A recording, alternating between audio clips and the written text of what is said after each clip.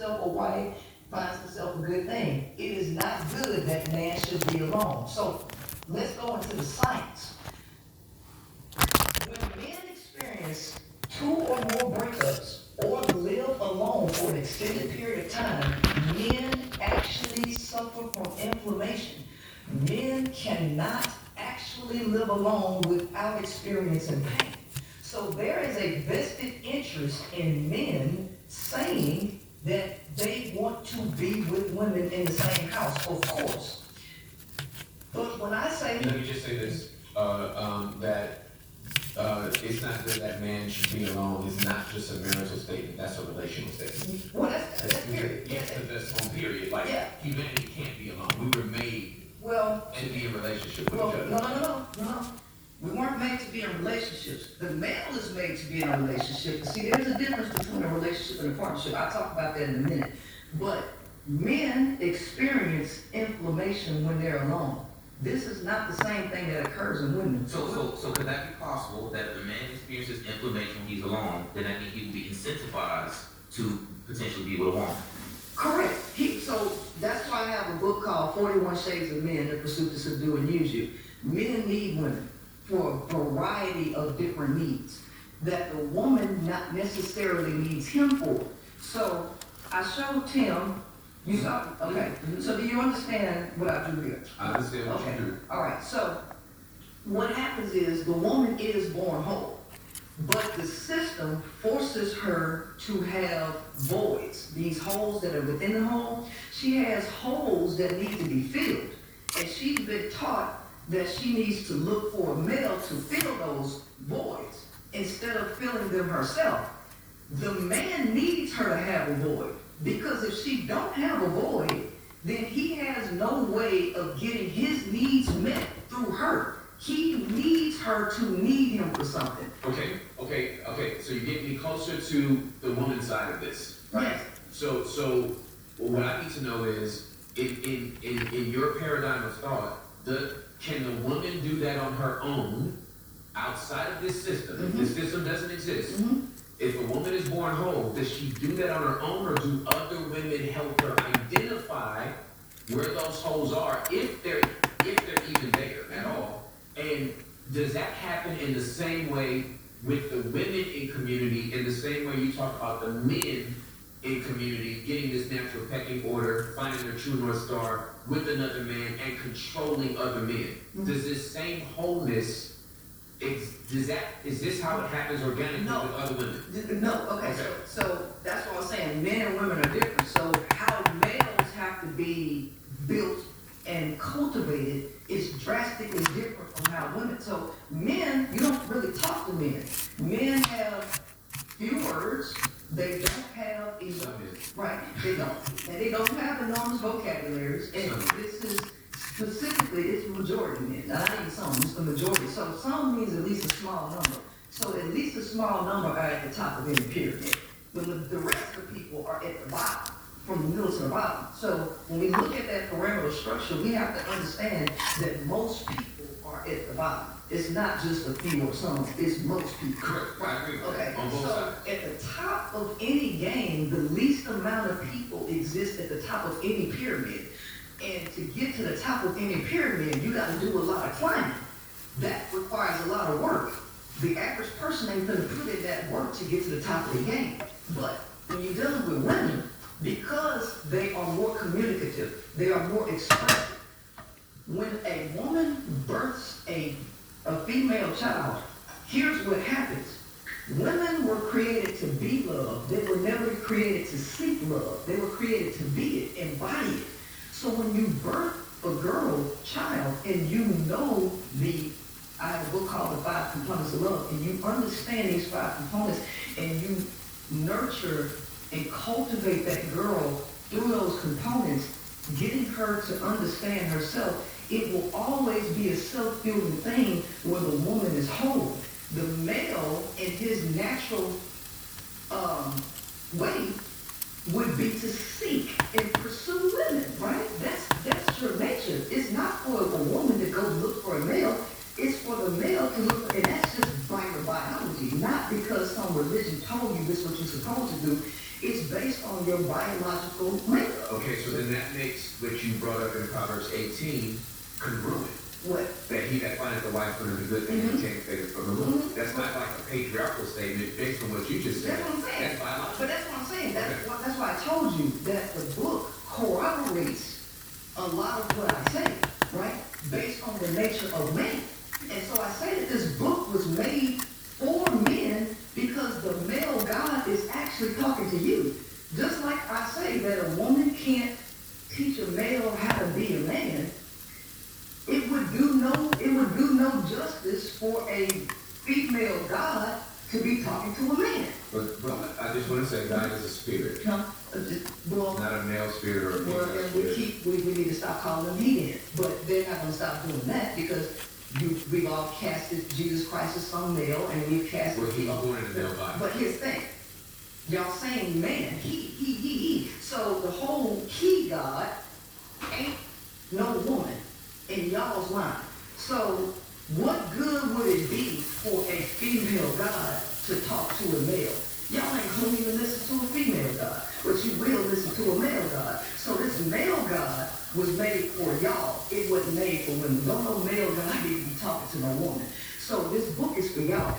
So this book corroborates not only the science, okay? It corroborates the science of today to let you know who y'all are. So you have the I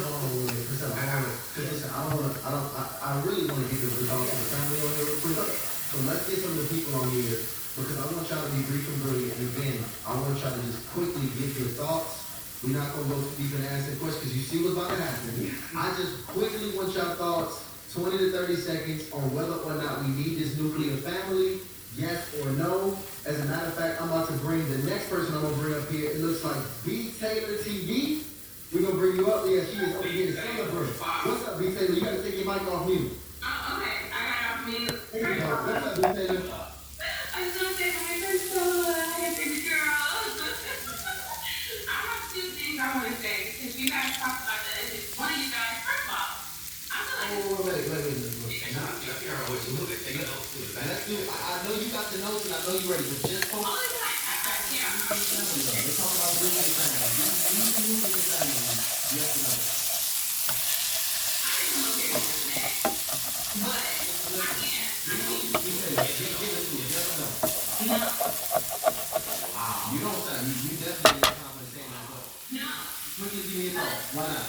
Because until we fix the problem with the family dynamic where women are, the domestic violence rate is way too high, the divorce rate is way too high, women are suffering in marriages. And there's a lot of women who have spoken out, who've been married for decades, who are not male-centered. It seems like a lot of women do have to sacrifice a lot. And not only are we going through postpartum depression, dealing with the children, catering to a man, on top of that, under this system, I don't think that is working. And it has not been working. And a lot of women have been suffering for a very long time. So I think Priscilla is, way. But I think it's more than that. Dr. Jawanza talks about this. He talks about how, what's important and what the corporations incentivize is really based on what makes the most money. So before nuclear families, when you had the agricultural society, it was based on the extended family. I actually think the value and principle. Here's the thing. What I'm saying is this.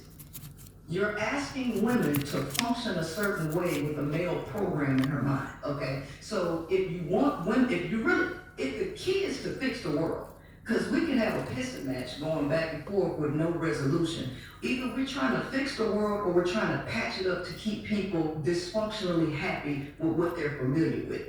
I'm not trying to keep things with what people are familiar with because the philosophies that are governing this world, if you look at it on a global scale, you can see all of the dysfunction. You can see all of the child trafficking. You can see all of the sex trafficking. You can see all of the dysfunction in this world, which comes by way of the nature of the male, which all of the economic philosophies come out of. Capitalism comes out of the nature of males, which is about hoarding resources and competition and dominating the small guy. This is what this is based on. So either we're trying to fix the world or we just trying to keep things the same. I just had a revelation. Okay, cool. Let's talk to Tim. Let's talk to Tim right now. We're gonna let Pastor Tim hop up on the mic real quick. What's the revelation? I just had a whole revelation. What's that?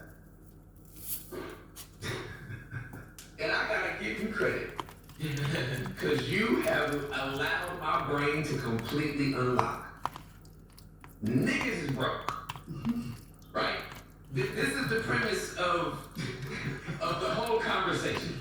Is niggas is broken. They're 180 triangle lopsided niggas. They ain't whole. The women are whole. The men are not whole. The men need a man to set the pecking order so that they can be controlled by a man, and once controlled by that man, they find their North Star, and then they can be the man that they actually need to be. Then and only then should they come into some connection with a woman. Correct, because they will not do it. They will destroy anything that they touch if they are not constructed the right way. Jack me up. Okay, so hold on. Hey, no, let me cook. I gotta cook. Let him cook. Because I know who that man is. Who's the man? It's Yeshua. Mm. That's why he was born man. Well, Based on what you're saying. Come on. The reason Come why on, he was Tim. born man, Bring it, Tim. to Stop. talk to men, to fix those men. Come on. Take them to their true north. Come on. And that way, they know how to interact with a woman. Jesus. And maybe this Which is is the why church. he is the man and the savior, so that he can have one true bride, who happens to be at this point, confessions, not lifestyle, confessions, around 2 billion people. Perhaps it is that man, Jesus, the Christ in a male body, born into this world, taking male disciples so that he can fix that 180 and ensure that they have the truest pecking order. That he is the firstborn amongst all brethren. He is Alpha and Omega, beginning and the end, the first and the last. This is the epiphany I'm having. One of the reasons why it was important for me to sit down with you is because the thing I told you off air before we even got on is, I know we said we about to debate. You know, that was the come see it back, right? But debates don't allow people to finish their sentence. Which is why when I get passionate about something, I always say, pardon the interruption. And if you said, let me continue, I will let you. There's probably some people complaining that you talk too long, but I'm glad you're getting all your philosophy out. Getting interrupted does not value you, that devalues you. And I hope you haven't felt that from me. No, I haven't. Okay. But I am 10 toes down in this book, right? And to what you are saying, here's my heart and my passion right now. Girl, you so close to the kingdom. Ooh, you real close. You really close to the kingdom. And I feel like the philosophies that you have been metabolizing and that you are sharing is this attempt coming from a woman who sees the brokenness of humanity and desperately wants to fix it. Right. That's what I feel. Yeah, that's what I'm here for. You know what I'm saying? And so I feel like where it will never be complete is if it comes out of the context of Scripture. That's where I don't feel like it's going to be complete. I think you're going to help a lot of women. Which is who I'm trying to help. Yeah. And I don't believe that gives us the reconciliation that I see in Genesis chapter number 2. I see God speaking to a man and a woman and giving them a commandment that needs, you said that there's a difference between, you said something about partnership, and another thing you said that there's a difference between relationship and partnership. I said that the statement, man should not, it's not good that a man should be alone, is not a marital statement, it's a relationship statement. You said there's a difference between relationship and partnership. I do believe that there's a partnership between the man and the woman. I do believe that the Hebrew word for help me is not this complementarian, like, submissive wife. Because if you don't read the text right, then you won't get the revelation correctly, right? So I do believe a lot of people want that help me that is just subservient and cook my meal, let me hot when I get home and raise these kids and do these dishes, and I'm gonna go out and work, and I'm the hunter gatherer, and you are the nurturer, whatever. But that word in Hebrew, it has nothing to do with like this docile help me. This is a warrior, a rescuer. This is a rescuer. This is a redeemer. God is actually called the same word as a helpmeet later for Israel. Mm-hmm. So this already demystifies at the origin of Scripture what most people have built their religion on. A woman who is disempowered and devalued and looked at as property as opposed to being the completion of a man. Okay, all right, and so I agree with most of what you said here. The problem comes in because this is where I say that men are designed for relationships, that relationships are for men. Because when you are incomplete and you're not whole, what happens is you seek from somebody else the piece that you're missing. And since men base their approach to women on visual processing, they don't really see women for who they are as whole beings. They see them for what they're, one, sexually attracted to, and what they want to mold and shape her into being for what he specifically needs for his void, which ends up cutting the woman down from her true self to be somewhat of a slave for this male. And the moment that she changes or stops being who he wanted her to be or needed her to be, she becomes valueless to him. And that's inevitably gonna happen when one has to be cut down, and then he begins to suck the life out of her and doesn't replenish what he's taking. So she inevitably begins to change. Okay? So this is the part with the person, with the male not being whole within himself. So this is where relationships happen. So when you look at the definition of relationship versus partnership, there are actually two distinct definitions. The definition of relationship is basically how two or more things, items, or people are connected. Partnership is just two people or two or more people enjoying the same activities together. That's a totally different definition because in relationship, what the key word is connected. When you create a relationship, you basically attach a cord. It's like an invisible cord from one person to another. And through the scientific term of diffusion, basically diffusion in chemistry is energy that's moving from a higher concentration to a lower concentration with the intent to maintain homeostasis. Well, when a person who is not whole gets with a person who has more wholeness or more energy in them, and they build a relationship, what they do is connect this invisible cord, and then the energy begins to siphon from the higher concentrated area to the lower concentrated area. Well, here's the problem with that. The male is literally like a bottomless pit. It's like the more you give him, the more he takes. It's like it's never enough, right? It's never enough. So when it gets to the point where it's never enough, now we're speaking, I'm one woman with 3 men up here, right? So women say these things, right? They say these things, but men don't hear them because men are focused. Okay, cool. So let me do this. Because a lot of what you describe, again, we use this version of this broken man in every example. Can a man be whole? Like, can a man be?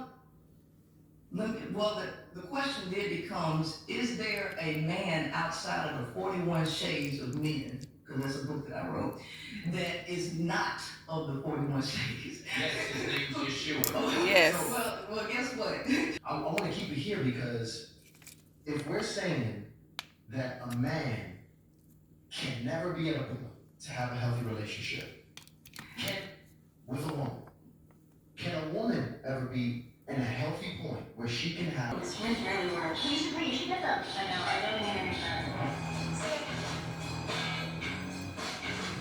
right, you guys, here are my tacos. Hopefully you enjoy the rhetoric debate going on behind. Again, I do not own any of that intellectual property. It belongs to Hardly Initiated, Tim Ross, Princella. So we're about to have this Topo Chico twist of lime with my tacos. Yum.